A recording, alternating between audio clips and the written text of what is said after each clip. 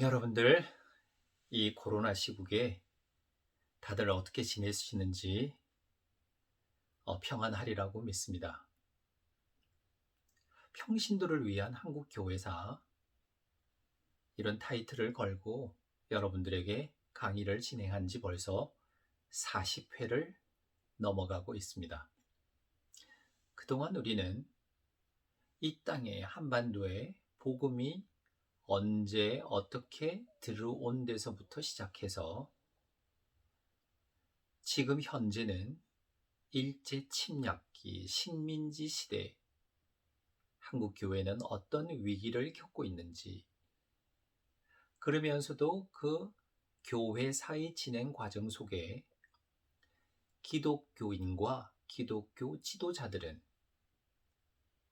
우리 이 나라 이 민족사와는 어떤 관련이 있으며 어떤 영향을 끼쳤는가라고 하는 부분까지 우리가 배웠고 진행해 왔습니다.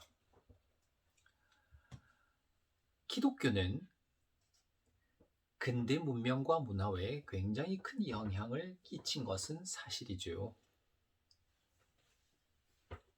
근대라는 이 말 자체가 시기를 정하기가 굉장히 어려운 말이기는 하지만 우리에게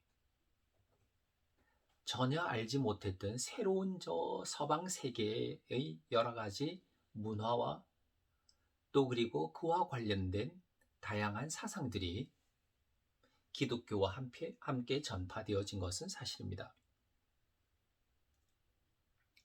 근데 지금 현재 우리가 진행해 온 과정은 일제 식민 통치기까지 우리가 보았고요. 특히 그 가운데서도 백오인 사건과 또 3.1운동 그리고 다양한 여러 가지 민족운동 단체와의 관련성에 대해서도 배웠습니다. 가장 최근에는 신간회와 근우회 조직에서부터 여성 활동에 관한 이야기까지도 다루었죠. 그 가운데서 교회, 기독교, 그리고 기독교 지도자들은 분명 어떤 역할을 했고요. 그것을 사명으로 받아들였고 또 그리고 그것이 성경적이라는 인식하에서 활동했습니다. 즉 하나님의 뜻이라는 이름으로 활동해왔던 것이죠. 이 과정에서 기독교인의 민족운동을 설정하기가 상당히 애매한 부분이 있다라고 하는 말씀도 드렸습니다. 기독교인의 민족운동은 단지 성경적으로 그것이 하나님의 뜻이기 때문에 성경의 가르침대로 행하기 위해서 한 행동이냐, 사회 참여적인 신앙 활동이냐, 국가와 민족을 생각해서 오로지 민족운동의 일환으로 한 행동이냐라고 하는 것을 설정하기는 상당히 어렵습니다. 한동안 한국 이 역사 속에서 기독교의 역할, 특히 한국 근대사 속에서 기독교의 역할을 상당히 자치, 즉 제외해 두고 연구하려는 경향도 있었지만 최근에는 근대사와 기독교는 뗄래야 뗄 수 없는 관계가 있음을 많은 학자들에 의해서 연구되어지고 밝혀지고 있습니다. 특히 일제시대 때의 활동은 더 그러한 것이죠. 당시 상당한 지식층에 있었던 사람들은 대부분 기독교 신자들이었습니다. 그들은 성경적 가르침, 즉 하나님께서 주신 인간에게 주신 그 자유, 평등의 개념이 깊이 박혔던 것이죠. 오늘 여러분들에게는 일제 식민지 시대 가장 큰 박해를 받았던 기독교의 박해 중 하나인 신사참배에 관한 이야기를 잠깐 하려고 합니다. 신사참배가 무엇이죠? 일부는 아미테라스 오미카미라고 하는 천조 대신을 중심으로 그 일본 신들을, 일본에는 귀신이 2만 가지가 넘는다는 말들도 있습니다만은 그건 학자들에 따라 그 숫자 자체가 다양하게 설정될 뿐이지, 아무튼 다양한 다신교를 믿는 나라이죠. 하지만 그들은 그 중에서도 천왕 숭배 사상이 가장 큰 하나의 신앙의 행위로 자리 잡았습니다. 전쟁에서 또는 국가를 위해서 천조 대신을 비롯한 수많은 신들을 섬기고, 이와 같은 사당은 일본 전국에 산재하며 심지어는 작은 사당을, 신사를 가정에서 마저도 만들어 두고 출퇴근하면서 절을 하는 행위들을 흔히 보고 있습니다. 가미타나라라고 부르는 미니 신사인 것이죠.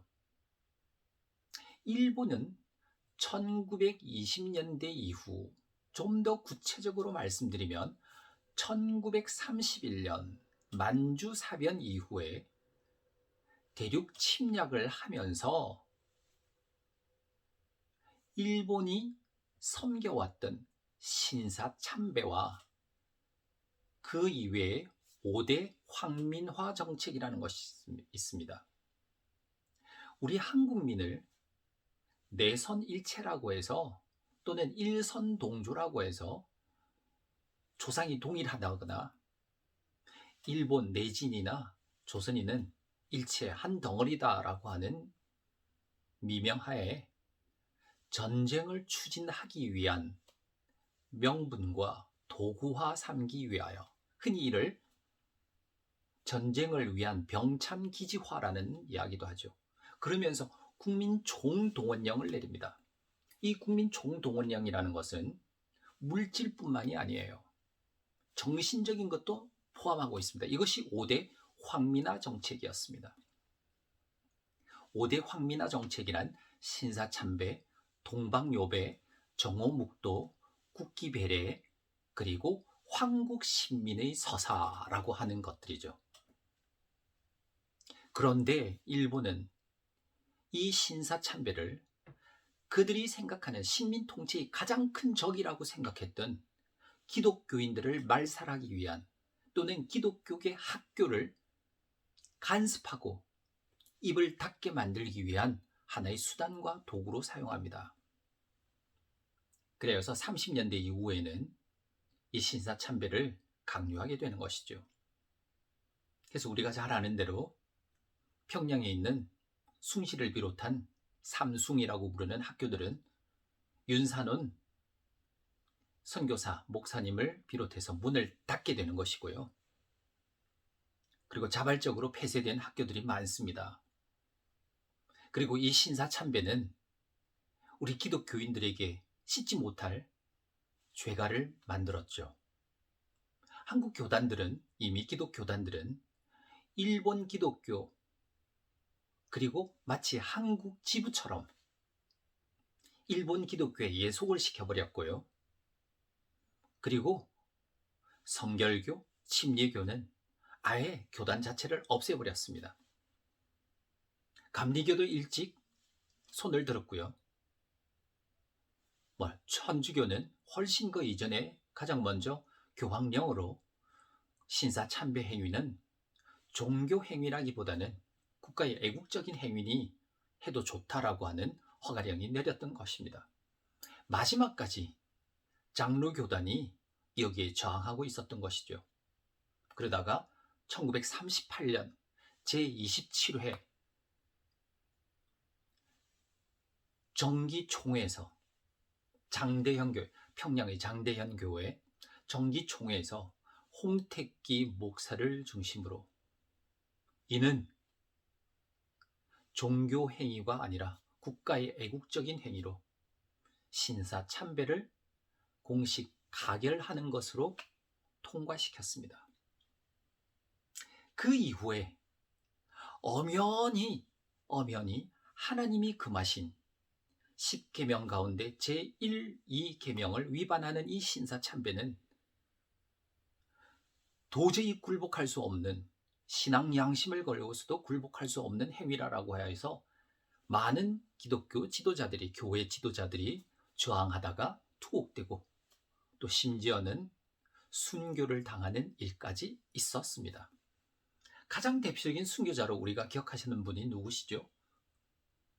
산정현 교회의, 평양 산정현 교회의 주기철 목사님이시지 않습니까? 그 일대기를 다룬 저 높은 곳을 향하여라는 영화나 손양은 목사님 같은 경우 우리가 많이 기억하고 있죠.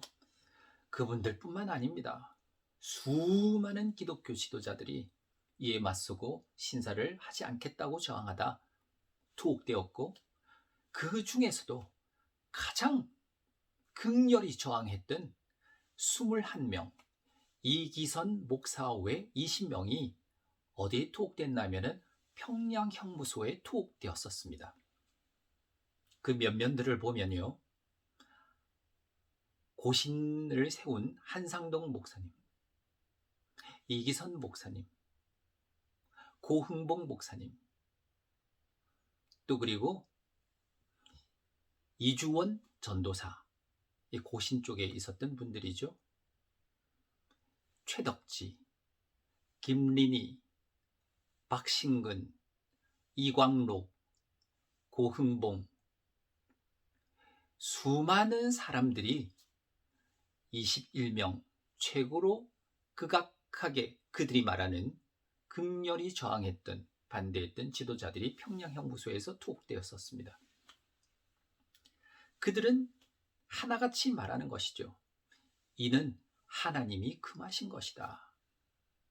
어떻게 나 이외에 다른 신을 섬기지 말라라고 했는데, 그런 일본의 수많은 아미테라스 오미카미를 비롯한 수많은 신들에 대해서 절하고 심지어 교회에다가 설치하고, 그리고 거기에 배례를 하고 일본인들이 지정해준 성경만 설교케 하고 찬송도 일부만 찬송케 하는 이와 같은 만행을 저지를 수가 있는가? 신사참배 저항운동이 시작되었습니다. 반면 홍택기 목사를 비롯한 수많은 장로교 지도자들은 종교 행위가 아닌 국가 애국적 행위라고 해서 총회 가결 이후에 바로 신사에 가서 단체로 절했고요. 심지어는 일본 천조 대신의 이름으로 대동강이나 부산 송도 앞바다나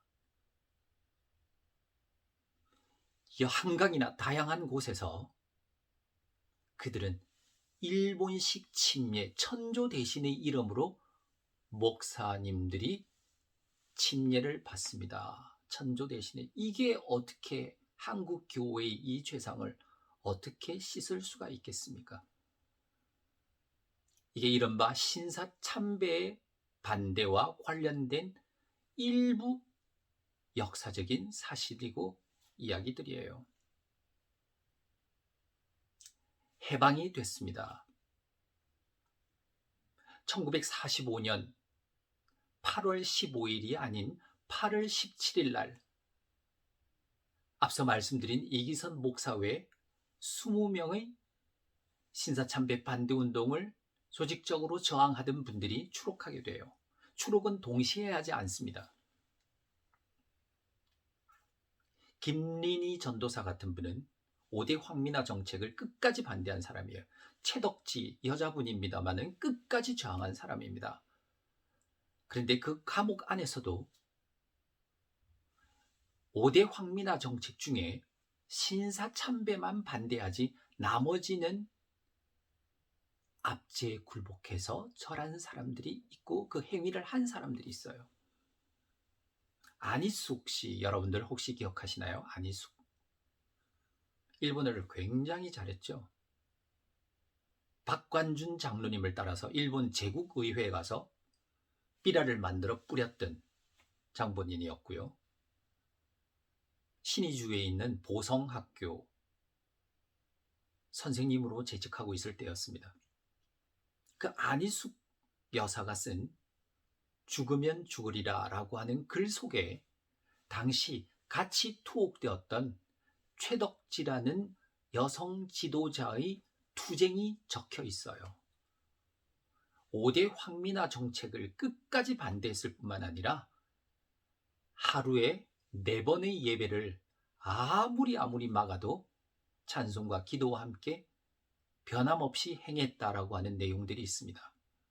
자, 오늘 우리가 이와 같은 신앙생활을 하면서 앞서 가신 이런 분들의 신앙 행위를 우리가 어떻게 다 가늠할 수가 있겠습니까만, 문제는 해방 이후에 장로교 지도자들은 신사참배 반대 운동자들이 이야기한, 다시 말하면 흔히 추록 성도들이 얘기한 통회와 자복, 이를 제대로 하지 않았다는 사실이에요. 지금까지.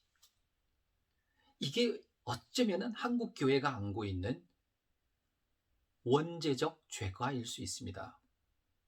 이것 때문에 교단이 분리되는 것이에요.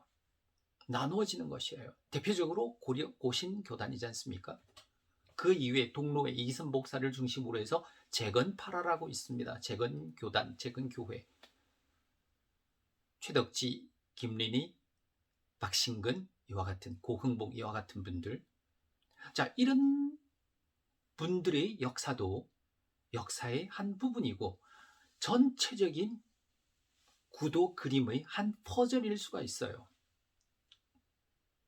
그런데 해방 이후에 교단 복구에만, 또 그리고 교권 다툼에만 신경을 썼던 기독교 지도자들은 통회와 자복을 제대로 하지 않았습니다. 일부 했다고는 하고 일부 노회에서 이를 무효화한다라고 하는 제스처는 있었지만, 그것은 김양선 역사학자의, 교회 사학자의 말을 빌자면 하나의 제스처에 지나지 않았다라는 이야기가 있습니다. 자, 지금 우리는 신사참배 그리고 거기에 대한 저항, 이런 부분들을 이야기해 나가지만, 이 부분의 역사를 다룰 때 우리는 보다 구체적이고 많은 이야기들을, 또 의문들을 이야기할 수가 있습니다. 제가 지금 여러분들에게 41강까지 강의를 해드렸는데요. 전체적인 볼륨에서 하나의 1부와 2부까지 여러분들에게 해드렸습니다. 이제 이 2부 이후에는 잠정 여러분들에게 아쉽고 죄송한 말씀을 드리고자 합니다. 잠시 강의를 중단하고 좀 더 다양하고, 또 그리고 좋은 이런 어떤 시스템을 구축한 다음에 여러분들에게 좀 더 재밌고 즐겁고 유익한 강의가 될 수 있도록 준비를 하겠습니다. 그래서 당분간 이 강의 이후에 휴강의 시간이 있겠다라고 하는 것을 말씀드리고 양해를 구합니다. 여러분들 다시 만날 때까지 안녕히 계십시오. 감사합니다.